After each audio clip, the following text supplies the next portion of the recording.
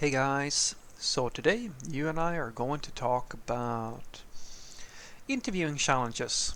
So let's get into it. So the question in question was, hi Frederick, do you still get sent interview challenges when you interview for new positions? How do you deal with them? Some of them are large and they require a lot of time, and there must be some type of middle point between straight up refusing to do it and solving it fully without questions. Yes, I still get coding challenges even now. I don't think that that's ever going to go away. I even go as far as to say that I recommend people not, as a general rule, don't skip it for a very simple reason. Because, as I've said before, guys, a senior level software developer will have the mannerisms like in a conversation. So of a person who is really experienced, because they are experienced, but that doesn't necessarily mean that they're good at coding. And that sounds maybe a little bit counterintuitive, but I promise you guys, there are more shitty seniors working in IT who more or less have a hard time just following what you would consider basic practices, because I've seen it, and I see it still, and I see it a lot. The term senior is super loose. And they get into different companies mostly because managers who are doing the hiring, well, they don't really know. And as I like to say, you want to be the smartest person in a room, learn just enough French to trick someone who knows nothing about French, for example, or like a language or something like that, any topic. Because if you're talking with someone who's ignorant and you know that they're ignorant, then it's pretty easy to convince them that you are smarter than you really are. And so, really, I don't really feel that this is a problem for me because, well, I don't really feel there is a need for everybody to take a code test all the time, but personally I don't mind it when I get them, and usually what I do is that I sort things into things that I care a lot about and things that I don't care so much about. So when I get a code test, I try to, like, when I look for work at all, right? It usually happens in one or two ways. Either they want to talk to me first and then do the code test, or they want to give me the code test first and then they want to talk to me.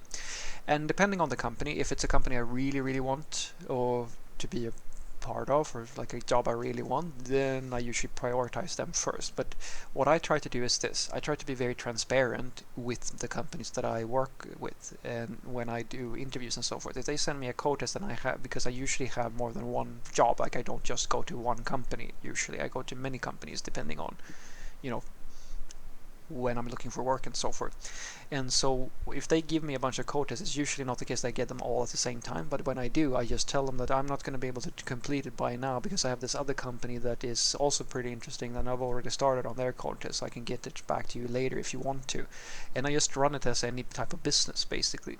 And for the most part, like, this is a little bit of a luxury now that I have a CV that has been growing over a few years. This is was more stressful and more of an issue when I was more junior, because in many cases, just by saying that is enough for them to go, oh, maybe we can do the interview first then, because they can see my CV and my CV tells a story. That's why I've told you on multiple occasions that your CV is it's your store window. It's the thing that makes people go, I want to talk to this guy or girl. And so you have to treat it as basically a store window. It has to be interesting. And if it's interesting and seems relevant, they will usually, in some cases, they will bend the rules just to get to talk to you. Not always, but quite a lot of them will. And I don't think that you're going to get like to a point where you're never going to have to do a code test unless you get to like the really high levels. I mean, I've been hired guys for positions where they didn't even do the code test with me because they did the interview first. And that's the thing that I can, just this micro tip that I can give to some companies. You should generally do the code test first if you're dealing with quite a lot of developers and you have to have a screening process because you simply don't have time to interview everybody. But the people who have like a really high level of experience or people you have a good gut feeling for, you can always do the interview first if you don't want to risk it, because people like myself and like people who are more experienced than me and so forth, we have options usually, so we can drop out of an interview process in many cases and just go somewhere else if we don't like the way you treat us.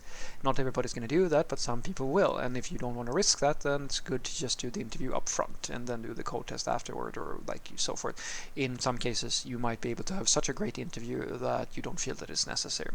As I said, it's to each his own. It's up to you how you want to deal with it.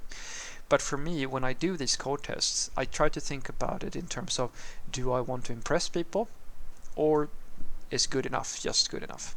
I can remember still a few times where, like a classic one is you get those sort of code or like a logic tests and things like that. I usually just click through those, like randomly click through them, and I don't even care what my score is, because if the company isn't able to figure out if I know how to code based on like their process, then why would I want to work there? It doesn't really matter to me.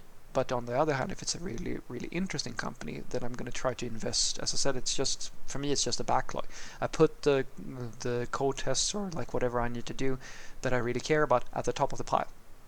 And the stuff that I don't care so much about, I try to just get it done. Because the thing is, you never know. And I try to tell juniors this as well.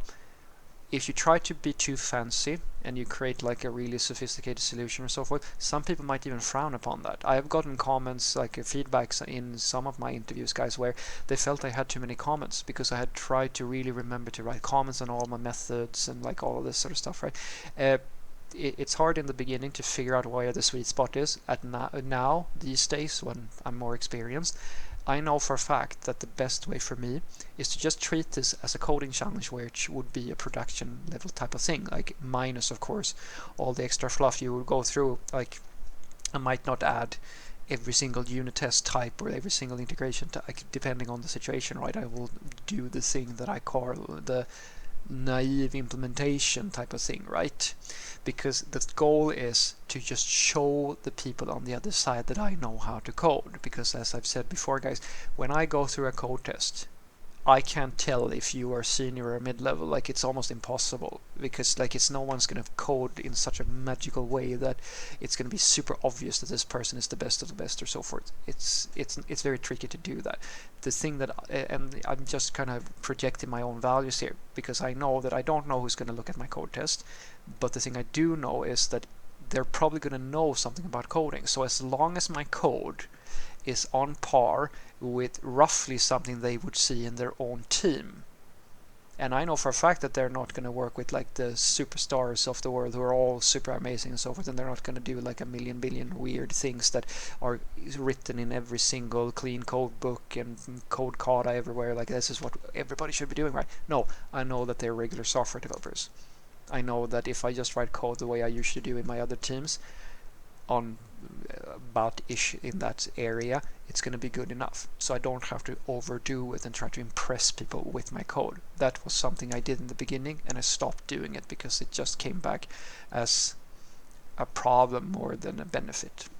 So what I want you to take away from this is that the way that I balance interviews is very simple. I just put them in order of relevance to me. Nowadays I'm more selective with my interviews. I've reached a point now where I don't really look for just quote-unquote senior level software positions and things like that. I look at something that is a little more advanced than that, and there's sadly not a lot of those jobs available. It has to be a little bit more special.